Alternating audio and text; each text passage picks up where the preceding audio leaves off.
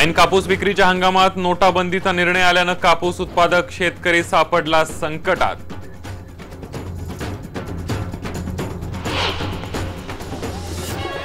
जिल्हा बँकेवर घातलेले निर्बंध उठवा, अन्यथा शासकीय बँकांचं कामकाज चालू देणार नाही, हसन मुश्रीफांचा इशारा। जिल्हा बँकेच्या निर्बंधाविरोधात कोल्हापुरात आज मोर्चा।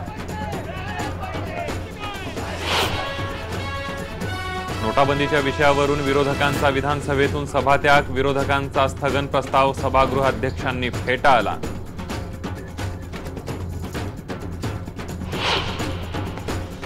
मनोर वाडा मार्गे भिवंडी रस्ता पूर्ण होण्याआधीच 2 ठिकाणी टोलधाड, तर रस्त्यांवर मात्र खड्ड्यांचं साम्राज्य।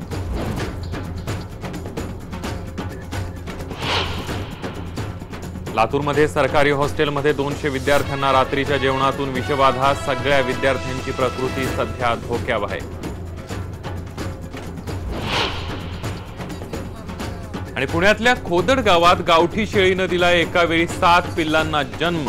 पहिल्यांदाच एका शेळीने इतक्या पिल्लांना जन्म दिल्यानं शेळी कौतुकाचा विषय। शेळी आणि पिल्लांना पाहण्यासाठी गर्दी।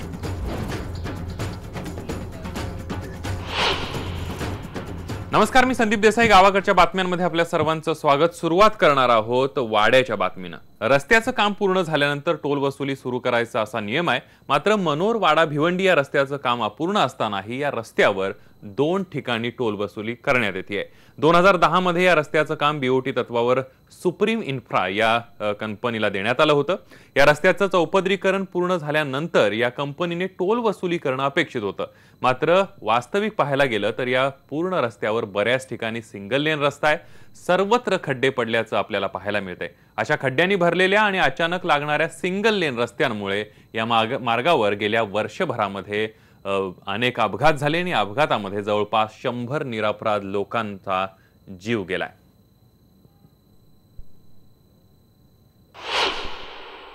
मनोर वाडा भिवंडी रस्त्याचं चौपदरीकरणाचं काम सुप्रीम कंपनीला 2010 साली देण्यात आलं होतं। 2013 सालीला सुप्रीम कंपनीनं 4 लेनचं काम पूर्ण झालं असं दाखवून या ठिकाणी 2 ठिकाणी टोल वसूल देखील सुरू केली आहे, मात्र बऱ्याच ठिकाणी सिंगल लेन आपल्याला पाहायला मिळत आहेत। या ठिकाणी गेल्या 4 वर्षाभरापासून मोठ्या प्रमाणात अपघात झालेले आहेत, बरेच जण जखमी झाले आहेत। माझ्यासोबत काही ग्रामस्थ आहेत तिथले, त्यांच्यासोबत आपण जाणून घेऊया की नेमकं काय त्यांना अडचणी येतात। मला तुम्ही सांगा की सध्या काय अडचणी तुम्हाला सामोरं जावं लागतं? सर, चौपदरीकरणाचं काम झालेलं आहे तुम्ही बोलताय, पण बऱ्याचशा ठिकाणी सिंगल रस्ते आहेत। आपल्या मागे पण तुम्ही बघू शकताय की सिंगल रस्ते आहेत आणि भरपूर खड्डे पडलेले आहेत। खड्डे एवढे पडलेले आहेत की तिथे भरपूर ॲक्सिडेंट होतात आणि बरेचसे लोक मृत्युमुखी पडलेले आहेत। आणि प्रशासनाला नेहमी सांगून पण की सुप्रीम कंपनीवर याची ॲक्शन व्हावी हे आम्ही निदर्शनास आणून दिलेलं आहे नेहमीच।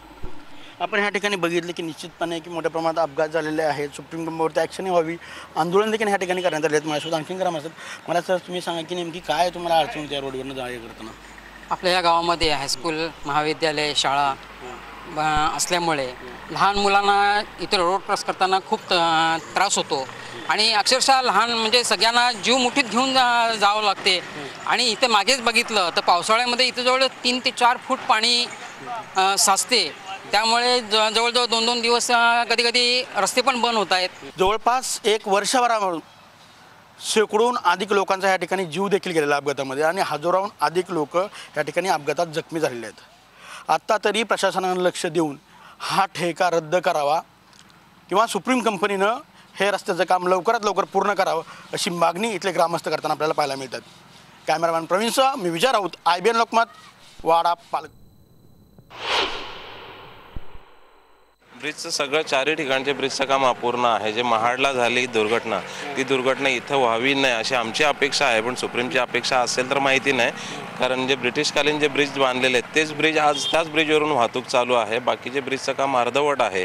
2010 पासून जे कामं चालू आहेत ब्रिजचे 2016 आलं, 6 वर्ष झाले तरी काम अजून अपूर्णच आहे। एक ठिकाणी ॲक्सिडेंट झाला होता माझ्या दिवाळी अगोदर 1 महिना, त्यानंतर मी इथे चालतो म्हणजे पावसाला एवढं पाणी भरलेलं आहे का मला खड्डा पण दिसला नाही।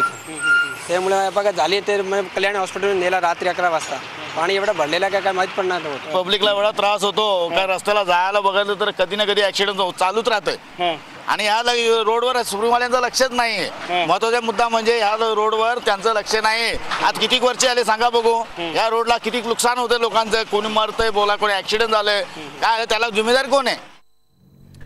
यानंतर पुढची बातमी आहे खानदेशातली. खानदेशातलं कापूस हे मुख्य पीक आहे, पण नोटाबंदीमुळे ऐन कापूस विक्रीच्या हंगामामध्ये कापूस उत्पादक शेतकरी मोठ्या अडचणीत सापडलाय.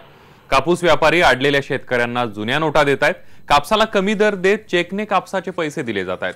खानदेशात 3 लाख हेक्टरपेक्षा जास्त क्षेत्रावर कापसाचं उत्पन्न घेतलं जात आहे. खानदेशातल्या शेतकऱ्यांची बहुतांश अर्थव्यवस्था ही कापसावर अवलंबून असते. नोव्हेंबर ते जानेवारी या 3 महिन्यांमध्ये कापूस उत्पादक शेतकरी आपला कापूस बाजारात विकतो आणि देणीघेणी पूर्ण करत असतो. मात्र यावर्षी 8 नोव्हेंबरला नोटबंदीचा निर्णय जाहीर झाला आणि कापूस उत्पादकांच्या हालअपेष्टा सुरू झाल्या. सुरुवातीला विनाबिल जुन्या नोटा स्वीकारून शेतकऱ्यांना कापूस विकावा लागला. नंतर नियम बदलले आणि चेकने व्यापारी पैसे अदा करायला लागले. मात्र चेकने व्यवहार सुरू होताच कापसाचे दर कमी करण्यात आले. कपाशीला भाव कमी आहे आणि शासनाने अजूनपर्यंत कुठले केंद्र चालू केलेले नाही आहे. त्यामुळे मी 5100 भावाने कपाशी नाईलाजास्तव देत आहे व्यापाऱ्यांना आणि सदोरी त्यांनी 4 दिवसाच्या चेक पेमेंटवर मला ते कपाशी खरेदी करत आहे. आणि आज शेतकऱ्याला या नोटाबंदीमुळे अडचणी आलेल्या आहे. सरकारने केंद्र सुरुवात केलेली आहे, फेडरेशन बंद करून ठेवलेले आहेत आणि मग ज्या टायमाला शेतकऱ्यांचा माल संपतो त्यावेळेस मग पुढे ते केंद्र फेडरेशन चालू होतात, ते केंद्र चालू करतात आणि त्या टायमाला भाव वाढवतात, त्या व्यापाऱ्यांना फायदा होतो. केंद्र सरकारने किंवा राज्य सरकारने फेडरेशन चालू केले नाही आहे, त्याच्यामुळे आम्हाला नाईलाजास्तव व्यापाऱ्यांना माल द्यावा लागत आहे. 5100 रुपये खरेदी करून ते उलट परत कॅशच्या पैशांच्या अडचणीमुळे चेकने पैसे व्यवहार करावा लागत आहे. तरी सरकारने सगळा कापूस गुजरातचे व्यापारी घेऊन गेल्यानंतर केंद्र सरकार चालू करणार है का फेडरेशन? वो हम लोग को रिक्वेस्ट कर रहे हैं कि हम लोग का माल लेकर जाओ और चेक के मतलब जो भी चेक के रूप में उनको हम लोग पेमेंट अदा कर रहे हैं बस. यानंतर पुढची बातमी आहे कोल्हापूरमधली. ग्रामीण भागातल्या अर्थव्यवस्थेचा कणा म्हणून जिल्हा मध्यवर्ती बँकांकडे पाहिलं जातं, पण नोटाबंदीच्या निर्णयानंतर जिल्हा बँकांना त्यांचे अधिकार देण्यात आले नसल्यानं अर्थकारण कोलमडून गेलंय. त्याविरोधात आज कोल्हापूरमध्ये जिल्हा मध्यवर्ती बँक आणि त्यांच्या सभासद संस्थांच्या वतीनं स्टेट बँकेच्या शाखा आणि जिल्हाधिकारी कार्यालयावर मोर्चा काढण्यात आला. माजी मंत्री हसन मुश्रीफ हे जिल्हा बँकेचे अध्यक्ष असल्यानं त्यांच्या नेतृत्वाखाली हा मोर्चा काढण्यात आला. अनेक दूध संस्था, विकास सेवा संस्था, बचत गट कर्मचाऱ्यांचे पगार नोटाबंदीच्या निर्णयामुळे देता आलेले नाहीत. त्यामुळे जिल्हा बँकांना त्यांचे अधिकार देण्याबाबत त्वरित निर्णय घ्यावा, नाहीतर कोल्हापूरमधल्या राष्ट्रीयकृत बँकांचं कामकाज चालू देणार नाही असा इशारा हसन मुश्रीफ यांनी दिलाय. या मोर्चामध्ये अनेक संस्थांचे प्रतिनिधी, जिल्हा बँकेचं संचालक मंडळ आणि कर्मचारीही सहभागी झाले होते. त्यामुळे आता सरकारकडून जिल्हा बँकांना त्यांचे अधिकार मिळणार का हे पाहावं लागणार आहे. पुढची बातमी आहे सोलापूरची. सोलापूर जिल्हा बँकेमध्ये नोटाबदलीचा घोटाळा झाल्याचा आरोप जनहित शेतकरी संघटनेचे अध्यक्ष प्रभाकर देशमुख यांनी केलाय. नोटाबंदीनंतर सोलापूर जिल्हा बँकेत संशयास्पद व्यवहार झाल्याचा आरोप देशमुख यांनी केलाय. त्यामुळे सोलापूर बँकेच्या खात्यांची चौकशी करावी अशी मागणी प्रभाकर देशमुख यांनी केली आहे.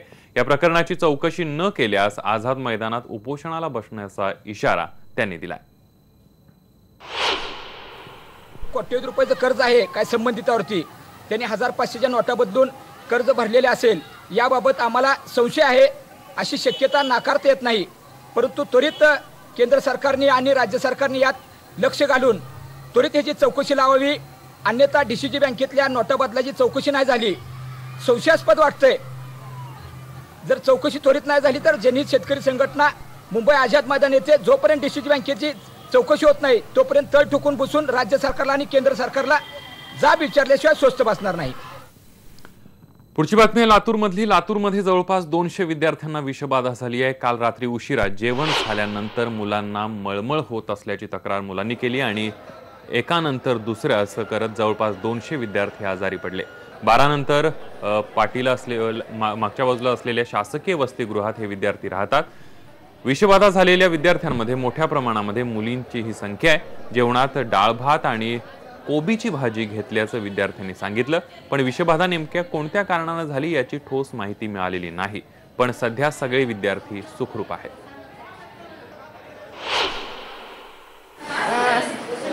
सुबह के खाने में हमने भात वरण और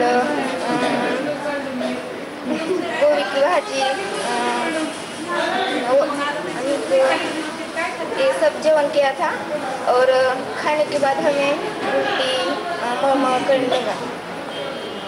अभी क्या स्थिति है? अभी तबीयत करी है। हॉस्पिटल में कौन लाया? मैडम और सर ने लाया। क्या हॉस्टल का नाम है? हमारे हॉस्टल का नाम है 1000 मुला मिर्ची शासकीय वस्ती गो MIDC नज़दीक एक हॉस्टल है 12 पाटी बोल के, वो गवर्नमेंट का हॉस्टल है। उसमें से दोपहर को खाना खाने के बाद जो हॉस्टल में बच्चे हैं तो 200 बच्चों के 220 बच्चों को मरमर और उल्टी ऐसे होने के बाद उनको एडमिट किया है यहाँ।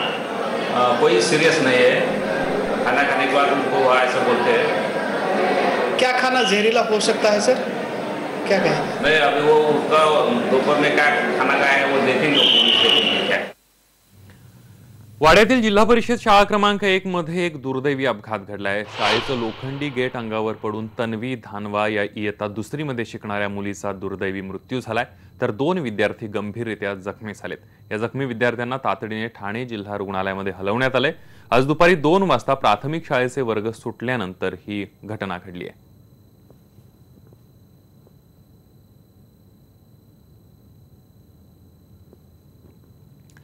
गावाकडच्या बातम्यांमध्ये इतरही घडामोडी पाहणार आहोत। एक छोटासा ब्रेक घेऊया, मात्र ब्रेकवर जाण्यापूर्वी एक नजर टाकणार आहोत हेडलाईन्सवर।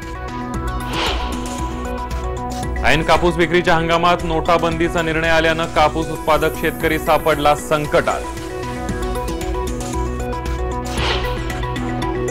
जिल्हा बँकेवर घातलेले निर्बंध उठवा, अन्यथा शासकीय बँकांचं कामकाज चालू देणार नाही। हसन मुश्रीफ यांचा इशारा। जिल्हा बँकेच्या निर्बंधांविरोधात कोल्हापुरात मोर्चा। आणि मनोरवाडा भिवंडी रस्ता पूर्ण होण्याआधीच 2 ठिकाणी टोलधाड, तर रस्त्यावर मात्र खड्ड्यांचं साम्राज्य।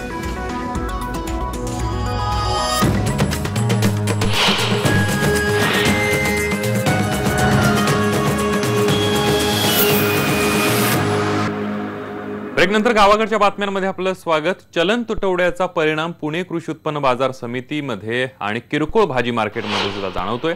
भाज्यांचे दर कोलमडलेत, जवळपास 40% इतका फरक पडल्याचं व्यापारी सांगतायत।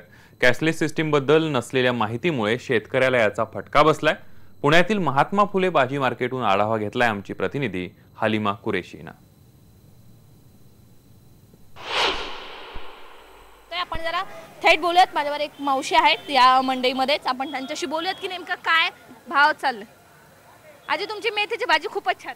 हो, चांगली भाजी आमची। कशी दिली गड्डी? भाजी चांगली असते आमची, 6 रुपयाला विकतो आम्ही। बरं, मध्ये तर गड्डीलेच महाग चालली होती 15 दिवसांपूर्वी। मग महागच होते भाज्या तेव्हा महाग होत्या, पैसे होते तेव्हा। आता बाजारामध्ये पैसे कमी येतात। का बरं पैसे नाही?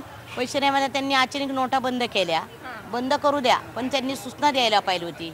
आणि सूचना देऊन एकदम 2000ची नोट काढण्यापेक्षा 500ची नोट की 100च्या नोटा, 10च्या नोटा हे लवकर काढायला पाहिजे होत्या। आलं का लक्षात? असे किती फरक जाणवतो तुम्हाला तुमच्या व्यवहारामध्ये किंवा तुमच्या पैशावर? परिणाम तरी निमा फरक वाटतो। निमा फरक वाटतोय तुम्हाला? तुम्हाला ते कार्ड बीड माहिती आहे का, कसं स्वाईप? नाही, कार्ड बिर्ड तसलं काय आम्हाला माहिती नाही। आमचं शिक्षण काय झालं नाही, हे आम्ही किरकोळ विक्रीवाला आलो। तुम्ही कार्ड बीट स्वाईप बीप वापरता? नाही वापरत। नाही। आता नोटानं मग सगळं कॅश कुठून आणता मग एवढे? नोटा तेवढा आपण घेत नाही, आपण साधा माणूस, आपल्याकडे कायलाच नाही आहे। एक हॉटेल कामगार आहे मी। बरं, आता 100च्या नोटांचं लयच झालं म्हणा। 100 म्हणजे आता पैसे ज्यांच्याकडे असते, आमच्यासारख्या सामान्य माणसाला काही हे नाही आहे, फक्त खर्चाचंच वांदी होतात, पैसे हे नाही। बँकेत जावं लागतंय उभं राहायला? बँकेत पैसे भरायचे असले 100, 1500 तरी 2 तास लाईन लावावी लागते। बरं, काय फरक जाणवतो? किती टक्के फरक जाणवतो? टक्के म्हणजे जवळजवळ अर्ध्या 50% म्हटलं तरी चालेल की एवढा फरक जाणवतो व्यापारात। कारण भाज्या स्वस्त असून सुद्धा गिराईक नाही आहे, ही परिस्थिती। जर एखाद्या गिरायकाने जर 2000 रुपयाची नोट काढली तर त्याला 1960 रुपये किंवा 50 रुपये द्यायला एवढ्या उपलब्ध नाही आहेत आमच्यात। जर ह्या 100 या 2000च्या नोटापैकी जर ATM जे मध्ये काढणारे जे लोक आहेत त्यांना जर 100च्या नोटा मिळाल्या तर चालेल। मार्केट यार्डमध्ये शेतकऱ्यांच्या काय बरं प्रतिक्रिया वाटते? शेतकऱ्यांना सुद्धा फार विवळत आहे सध्या, त्यांना बाजारभाव मिळत नाहीये। खरंच बाजारभाव मिळत नाही या पैशाअभावी, कारण की माल पडू नये इतके माल पडून आहेत की त्याला उठाव नाही आहे मला. जर्नलिस्ट गणेश कदमसह हलिमा कुरेशी, IBN लोकमत, पुणे. गावाकडच्या बातम्यांमध्ये पुन्हा एक छोटासा ब्रेक घेतोय, मात्र ब्रेकवर जाण्यापूर्वी एक नजर टाकणार आहोत हेडलाईन्सवर. जयललितांची प्रकृती अतिशय नाजूक, अपोलो हॉस्पिटलचं मेडिकल बुलेटिन. अस्वस्थ कार्यकर्त्यांची हॉस्पिटल बाहेर दगडफेक.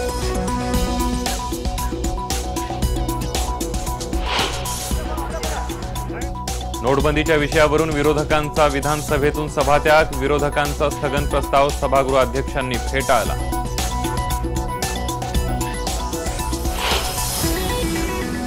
आणि पंतप्रधान नरेंद्र मोदी पुन्हा झळकणार टाइम मॅगझिनवर.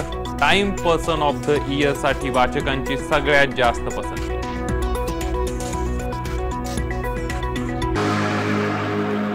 ब्रेक नंतर एक वेगळी बातमी पाहणार आहोत. पुणे जिल्ह्यातल्या खोडद गावामध्ये तुकाराम विठोबा पानमंद या शेतकऱ्याच्या भुरी नावाच्या गावठी शेळीनं तब्बल 7 पिल्लांना म्हणजेच कोकरांना जन्म दिलाय.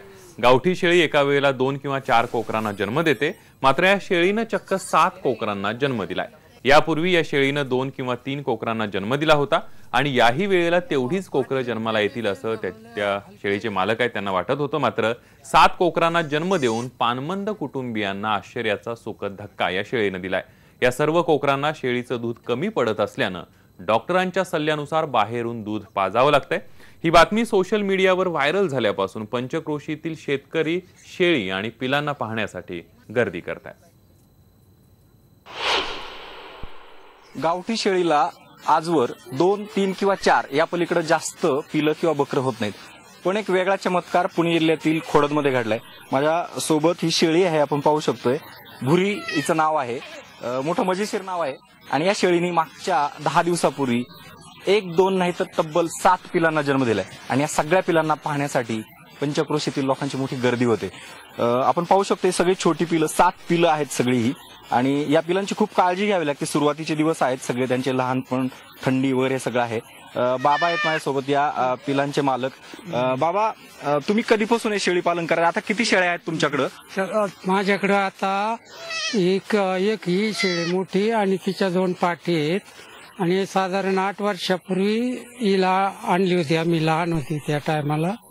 तेव्हापासून पहिल्यांदा 2 झाली, मग 4 झाली, नंतर 3 वेळा 3 झाली, आता हे 7. हायब्रिड जातीची जनावरं असतील तर त्यांना जास्त प्रमाणात अशी पिलं होण्याचं बऱ्याच घटना घडत आहेत. पण गावठी शेळीला असं कधी घडलेलं नाही. माझ्यासोबत व्हेटरनरी डॉक्टर आहेत या परिसरातले, आपण त्यांना विचारणार आहोत नेमका हे कशामुळे साधारण असं घडतं, काय सांगता येईल तुम्हाला? कसं आहे कारण ही अशी घटना, आता मी 9 वर्षापासून या क्षेत्रामध्ये काम करत आहे. आणि काम करत असताना 4-5 गावामध्ये मला ही पहिल्यांदाच आमच्याच खोडद गावामध्ये अशी घटना घडली. म्हणजे एक कुतूहलाची गोष्ट आहे.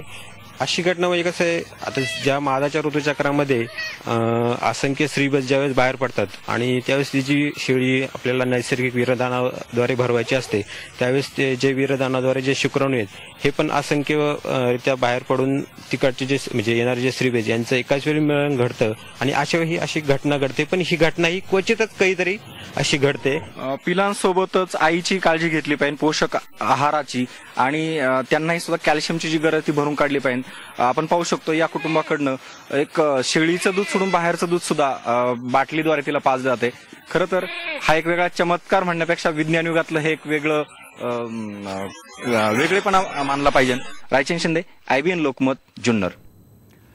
या काही घडामोडींसह गावाकडच्या बातम्यांमध्ये इथंच थांबतोय. पहा फक्त IBN लोकमत.